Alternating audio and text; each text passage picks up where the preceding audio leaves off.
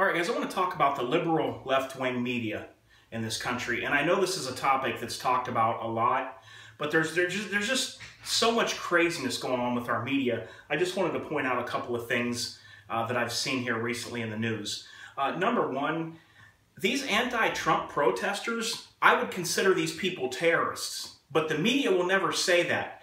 I've seen videos of them with their shirts tied around their head and their neck, so it'll cover their face, and throwing rocks and destroying things that literally look like something that you'd see over in Iraq or Afghanistan with those people. So what these anti-Trump protesters are is they're Bernie supporters and they're Hillary supporters. And I actually seen somebody from the media ask the question, what can Trump do to stop this type of activity at his rallies? And there was one smart guy on there that said, you know what, this has nothing to do with Donald Trump. These aren't Republicans. These are left-wingers that are fans of Bernie and fans of Hillary. There's nothing Trump is going to be able to do or say to stop these protesters. And it's funny how the far left, the ones that believe in freedom of speech and freedom of expression and burn the American flag and stand on the American flag because we can do whatever we want, how they're the biggest crybabies on the face of the earth, and they can't handle it that Trump can have a rally, and they try to stop Trump's rally. Isn't it funny how the group that's the most tolerant has no tolerance at all when it comes to Donald Trump? I find that very, very hypocritical. These people are absolute lunatics. I really now am starting to understand why the far left are so against guns. Because these people that hang with the far left, they realize how crazy they are. They're whack jobs. I wouldn't want to see any of those people with guns, the ones that had shirts tied around their head and necks and were throwing rocks.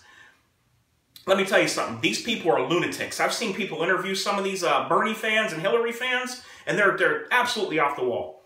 Let's get into another subject. Millions upon millions upon millions of dollars have been donated to Hillary Clinton and her campaign here to become president of the United States. She spent like $182 million so far compared to Trump's $37 million, I believe is his number. Donald Trump has showed so far that he's spending the least amount of money and he's getting the furthest ahead. And he says he wants to do that with his country, and I believe him. Well, crooked Hillary has spent everyone else's money. Bernie has spent everyone else's money. And I made a little list here, and you can look this up, of the top contributors to Hillary Clinton's campaign here, running as president. The number one, the person that, or the group that gave the most money is a group called Emily's List. What Emily's List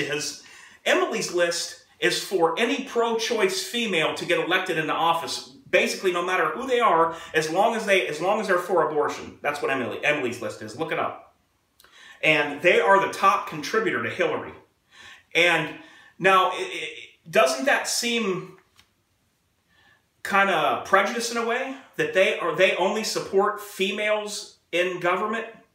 Pro-choice females in government?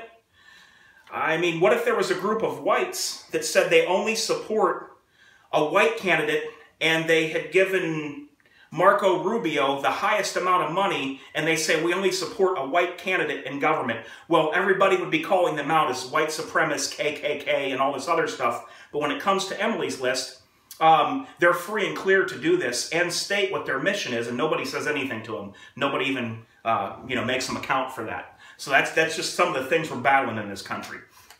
You see, what happens is Obama swung so far left, and he's changed the direction of this country so much from the foundation, from the founding fathers. They're erasing our history. They're taking down monuments. They're taking down flags. Look, the rebel flag had never hurt anybody. I never owned a rebel flag, okay? But that flag had never done anything to anybody.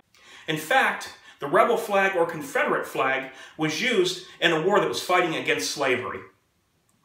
Okay, I don't even really care about the Confederate flag, but the monuments, changing the names, changing the people on the money, I don't like that, because this is our history. It doesn't matter if some of these people had owned slaves. I don't believe in slavery, but some of these people owned slaves, and that's the way it was at that time.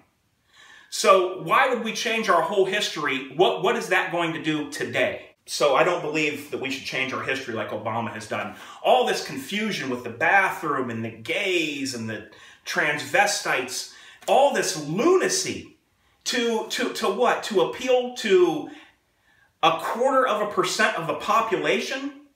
To say, you really want your teenage daughter to go to grade school and the janitor, the principal, the male school teacher can go into her locker room and in her shower and in her bathroom because he says he feels feminine that day? Is that what you want?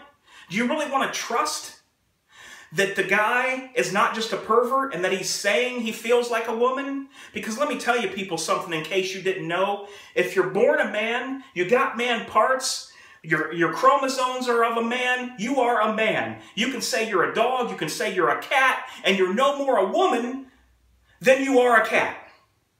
Okay, and I know that's hard for a lot of people to take, but it's the truth. That's the way it is.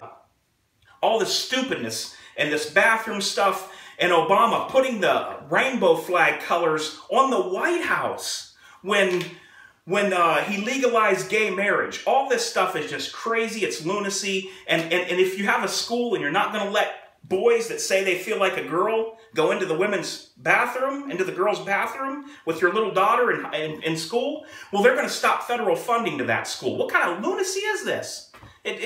Your child, your 12-year-old daughter has no rights because of a minute 0.25% of the population that claims that they feel like they're another gender and were born the wrong way. Next, you're going to have people saying that they feel that they were born a dog and they're going to get government assistance because they say they can't work because they want to chase cars and run in the yard all day. That's what's going to happen next. So basically, when something swings that far left, the public gets so fed up that in comes a guy like Trump that goes so far the other way that that's what the population wants. That's what they go for. And you know what?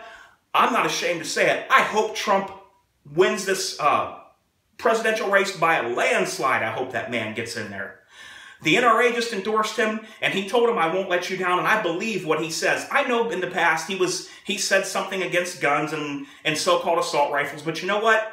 I've changed opinions on things in my lifetime, and Donald Trump sure has a right in the last 20 years to change his opinion too. And I believe that man when he says it. So here's the thing, guys. If crooked Hillary gets in there, we're doomed. We're done. They get another, the Supreme Court justice that's picked next. I'm telling you what, our rights will be gone. Without Anthony Scalia there, we are done. There is no hope if Trump doesn't get in office. That is it. I'm sorry to tell you, bottom line, you gun owners, it's going to be the end of the world as we know it, and I guarantee it. Come back to this video, mark my words. If Hillary gets in there, we're done as gun owners. And it will happen. Look at what her husband Bill Clinton did.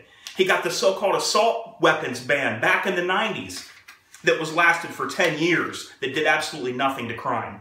But there were so many things that was restricted. Look it up if you're young and you don't remember or you don't know about this. So here's the thing, guys. You got to vote for Trump. And, you know, we got to somehow take this country back. The only problem is I think that the establishment is rigged. I really do. Oh, I got to tell you more about Hillary's top contributors and why this is rigged, that I feel. The number 2 contributor to Hillary Clinton is Citigroup. It's a global bank. Number 4 is Goldman Sachs, a bank. Number 5 is J.P. Morgan and Company, a bank. Number 6 is Morgan Stanley, a bank. Number 7, this doesn't surprise me, University of California. And number 8, guess what? You watch movies, you got cable in your house. Time Warner Cable was the number 8th top contributor to Hillary Clinton's. So if you have cable in your home, unfortunately, you're supporting Hillary. You're supporting, in a way, what was given to Hillary Clinton. 21st Century Fox was number 9, the movie company. So you go watch movies where they glorify gun violence and robberies and all these other things to entertain you, and they glorify all this mess and trash on the movie screen to make money. They're the 9th top contributor to Hillary Clinton's campaign. That's what we're dealing with, guys. So I just want to make this video because I'm sick and tired of this. I can't even stand to hear that woman speak for a minute. This country's weak.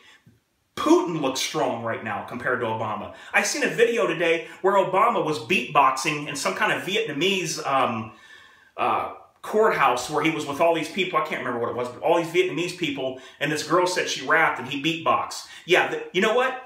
We have to be a strong country with a strong leader. We can't have a clown up there beatboxing, and you got Kim Jong-un, and you got all these other people, and ISIS and all these people looking at us laughing, saying, look at that fool beatboxing with his mouth, spit coming out of his mouth. What a clown. That our country looks so weak, and it looks so wounded, and we look like we've got no backbone because we got a clown in there. We need a man that'll step up, put on a suit, and say, this is the way it's going to be, not play silly childish games and beatbox and all this stupid idiocy that you see Obama doing. We got to get somebody in there, guys, and I'm telling you right now, it's got to be Trump.